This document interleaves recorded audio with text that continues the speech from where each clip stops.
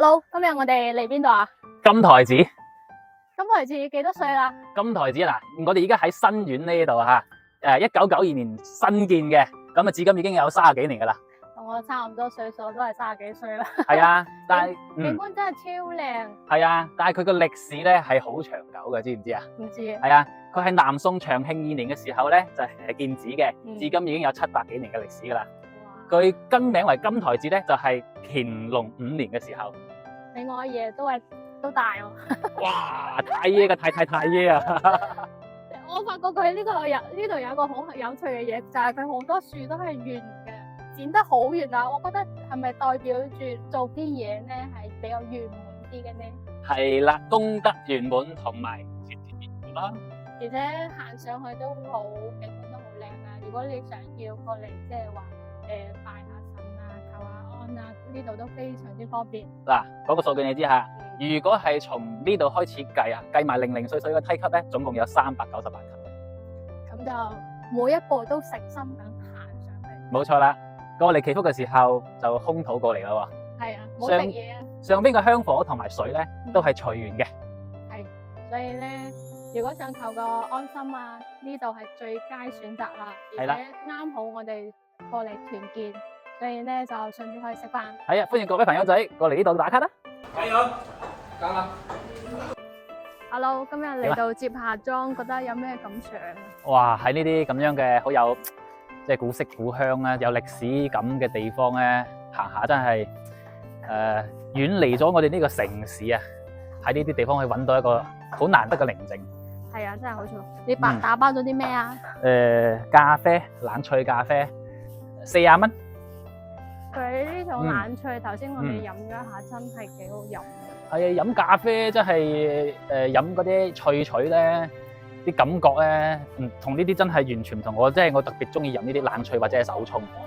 佢呢個接下莊食嘅又有啦，咖啡又有啦，跟住佢呢邊啲可以話係村民啦，係嘛？皇親國戚嘅後代啊！Sorry 啊，趙氏皇親國戚。係冇錯啊，係我哋嘅宋朝開國皇帝趙匡謅佢嘅胞弟嘅後裔。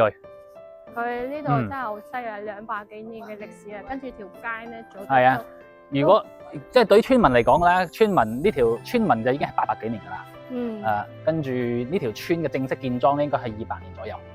哇，其實都好犀利嘅。係啊，如果你好似間唔中過嚟你啲古鎮，好似古鎮，佢唔係話由其他地方建起身嘅古鎮，佢係本身就有一個歷史文化係喺呢一度嘅。係，所以咧你嚟呢度感受一下當地嘅呢啲風情啊，係啊，人民啊嗰啲。佢呢度嘅荔枝柴嘅燒雞啦、叉燒啦、煨番薯啦，都唔錯喎。燒粟米啦，都 OK 嘅，唔錯，出品可以嘅，而且收費唔貴嘅。我哋今日16個人嚟食飯，咁就食咗1000零蚊啫，都算抵啦。如果你幾個人食嘅話，可能都唔需要話咁多啊。係啊係啊，而且咧，我哋仲喺老細嗰個佢自己嗰個餐廳隔離有種咗嗰啲唔係龍眼。龍眼啊，我哋去咬咗啲。老細唔想你哋食咁多啊，所以佢話打咗啲農藥喺嗰度。跟住食完之後再同我哋講喎，我哋肚痛唔好過嚟揾佢。呢一間。係呢一間。你啱食完。又去睇下。又去睇下。嗱，佢呢啲一嚿嚿呢啲唔係泥啊，佢咁燒上邊。荔枝柴。佢裏邊呢啲係荔枝柴、龍眼柴，上邊係煨雞嗰啲啊。煨雞，冇錯啦，裏邊係包住隻雞嘅。原生原味嗰種感覺。佢呢個院仔咧，雖然話唔大，但係咧都可以融合，應該差唔多有80人左右吧。有間嗱，呢度有3張台，嗰度有幾間房，嗰度有出邊食嘅。係啦，咁裏邊又有10零張台咁樣。係啊，啱先喺度食完，過嚟影個視頻，影下片啊嘛，睇下有帶啲生意俾你啊。跟住佢呢度咧，真係都係可以講廣東話嘅。全部都係可以話係斗門本地嘅咯，本地佬，冇錯，所以好推介過嚟呢度 𥄫 一 𥄫 嘅。過嚟行下啦，消費又唔貴。係啊。喺港珠澳揸車過嚟乜嘢話？我推介下荔枝啊、荔枝香蕉啊，嗯，自己種㗎。攞到㗎啦，攞到㗎啦。我屋企都有，自己種咗樹。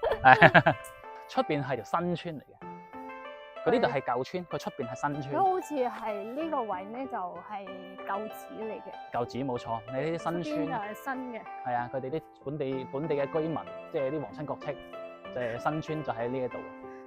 呢條河咧就係佢係護城河咁樣嘅，佢係繞住一個圈咁樣嘅。冇錯冇錯，我哋可以睇下個航拍嘅。喺港珠澳揸車過嚟應該個零鐘。其實隔離仲有另外兩個地方玩嘅。第一個地方就係御溫泉。哇！呢個雪峰路可唔可以摘㗎？可以，但係好似未熟，好未熟啊，未摘得啊。上邊嗰啲大隻嗰啲應該可以㗎啦。哇！呢個地方可以。係啊。除咗御溫泉之外啦，隔離就喺得隔離啫。跟住仲有一個就係頭先我哋所講嘅4A 級景區金台寺。都多嘢食。都係啲好有歷史感嘅地方。有好多人話珠海呢個地方咧就冇乜歷史感，係啊。咁其實佢嘅歷史感多數都係藏喺斗門呢一邊。係啊，本地多啲。係啦，咁市區嗰邊嘅話亦都有嘅。咁啊北山啦，楊氏嘅後裔啦，同埋我哋嘅會同古村嗰邊，即係唐家嗰邊啦，就係啲比較有久遠歷史嘅村落咯。係啊，我哋可以多啲去行下啦，同各位朋友仔去介紹下珠海呢一啲好有性價比嘅一個度假嘅地方。係。都有好多其他朋友都過嚟參觀啊。係啊。好啦，呢一期基本上就係咁樣嘅啦。follow 下我哋嘅頻道啦，下次同你哋介紹下其他嘅。OK。拜拜。